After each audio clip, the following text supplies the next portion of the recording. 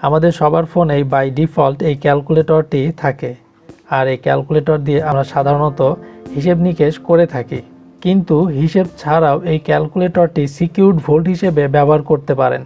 দেখুন, আমি যখন 6666 অ্যান্ড দেন ইকুয়ালস টু চাপ দেই, তখন আমার গোপন একটি চেম্বার ওপেন হয়ে যায়।